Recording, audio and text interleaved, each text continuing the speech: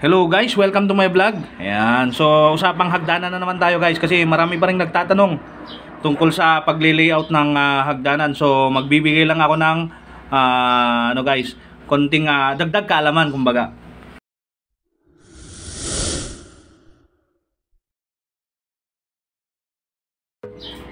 Kadalasang tinatanong guys is ganito, Sir, boss, ganito.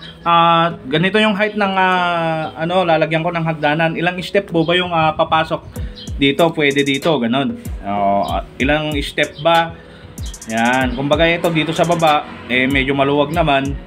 Yan, so maaari natin gamitan siya ng ganito na hagdanan. O di kaya may dito sa baba, maliit lang yung space, hindi kaya. Pwede mo siyang gawing letter L. Yan, letter L, o di kaya pagka gusto mo talagang mag-save ng space, pwede mo rin siyang gawing spiral. Okay, di ba? So, ngayon, halimbawa guys, yan, sagutin natin yung mga katanong, yung mga ito kasi yung kadalasang tinatanong eh. Halimbawa, is 280 cm yung taas from flooring dito sa baba, tapos din sa top flooring sa taas. Ayan, flooring to flooring. Halimbawa lang guys, halimbawa lang. So gagawin lang natin tong basehan. Kumbaga is 280 cm yung height niya, flooring to flooring. Tapos ang susubukan nating ilagay na riser niya, yung mga hakbang niya, riser is kung 14. Yan, kung lalagyan natin siya ng riser, yung riser na sinasabi guys is yung mga to. Yan. Yan. Yung paganyan naman niya guys is thread. Kumbaga ito, ilang riser ba yung kakailanganin natin? Kumbaga gusto natin is 14 yung riser natin.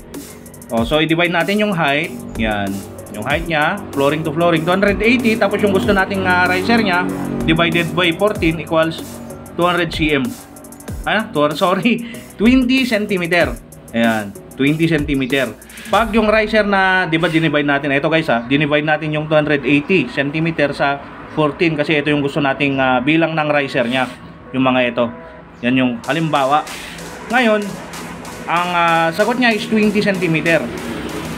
So, ibig sabihin, 14 yung nya guys, yung riser nya, 14 ito, yung bilang na ito, mga to is 14.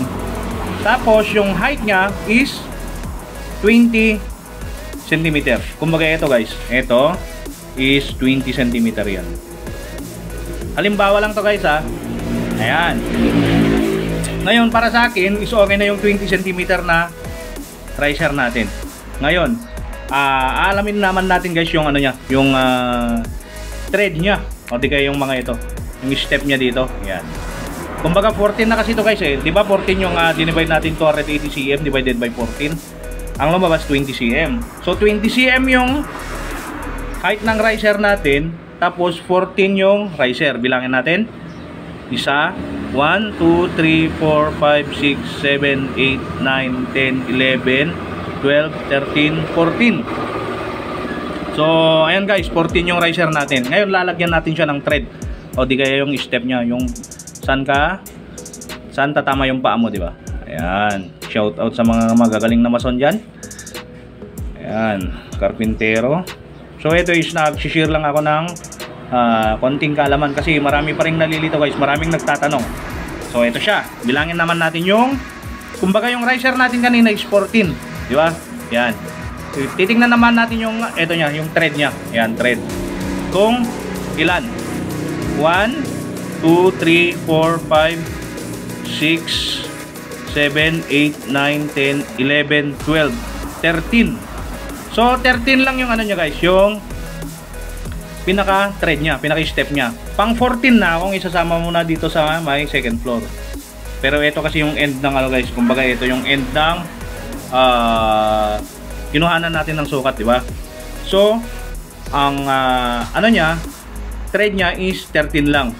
Kumbaga yung riser nya, ito riser is 14, di ba? Tapos yung thread nya is lang, 13. Ayan, marami kasing nalilito guys na sinasabi pag yung riser daw is 14 din daw yung thread. 'Yon. Magiging 14 lang yan guys pag sinama mo yung pinakataas. Okay? So, halimbawa naman, ang gusto nating lapad ng pinaka thread nya o di kaya step. Halimbawa lang to guys ha, halimbawa. Ayan, halimbawa is lalagyan natin siya ng 25 cm. Ayan. So ang i-multiply naman natin ngayon guys, ito, 'di ba 13 yan? 1 2 3 4 5 6 7 8 9 10 11 12 13. So 13 tapos 25 yung ilalagay natin ano nito. Yan, lapad niyan, 13 times 25, 13 times 25. Ang lalabas diyan guys is 325. So, ibig sabihin, pag pinagsama-sama natin yung mga ano niya guys, thread niya, yung pinaka-step niya is, yung magiging lapad niyan, kabuuang lapad niyan is 320. Haba niyan is 325. Ayan, kuha. So, eto siya guys. Kumbaga yung ano niya kanina, uulitin ko lang. Ito, yung 280, tapos 14 step yung gusto natin magiging step niya. Lumabas is 20 cm. Pasok naman siya. So, eto na siya. 20 cm yung naging riser natin. Na 14 na yung riser. Yung height niya is 20 cm. Okay, tapos nung binilang natin yan 14, pero yung thread niya, yung step niya is 13 lang. Ito. Tapos yung gusto nating maging lapad ng thread is 25 cm.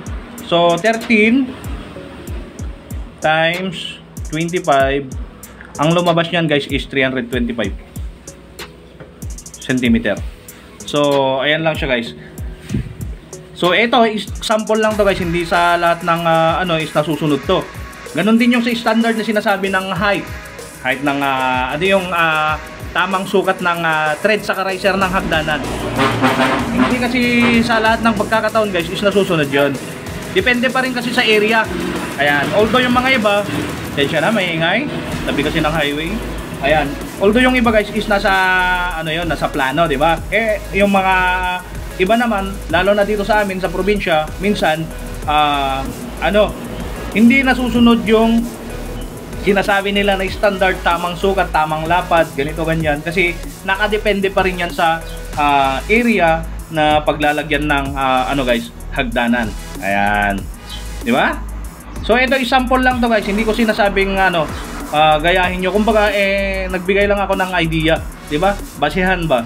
Kasi marami pa rin nagtatanong sa akin kumbaga sasabihin sa akin, boss, ito yung height ng project namin, tapos ito yung lapad, gusto ko sanang ano, hindi ko alam kung paano lagyan ng ano, i-layout yung hagdanan niya, kung ilang step ba yung papasok, mga ganong katanungan. So sinagot ko lang, di ba?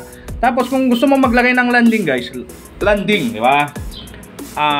Bibilangin natin yung tamang hindi ka mauuntog. 1 2 3 4 5 6 7 8 9 10, di ba? Tapos pang 11 na to, dito. Yan, 1 2 3 4 5 6 7 8 9 10. So dito pala yung 11 sa baba. So ang pinopoint ko lang dito guys is sa akin, ang kinukuha ko 210 or 220. Ayan. Tapos dito sa taas niyan is concrete na yan. Yung katapat ng 220. Yan. Para pag dumaan ka dito, paakyat ka dito, yung 220, hindi ka na mauuntog, di ba? Hindi ka na mauuntog diyan kasi 220 yan eh.